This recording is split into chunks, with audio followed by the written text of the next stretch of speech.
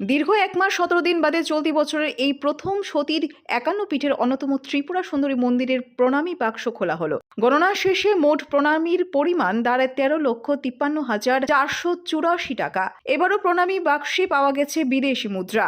প্রণামী বাক্সে পাওয়া গেছে শিশুদের খেলনার টাকাও।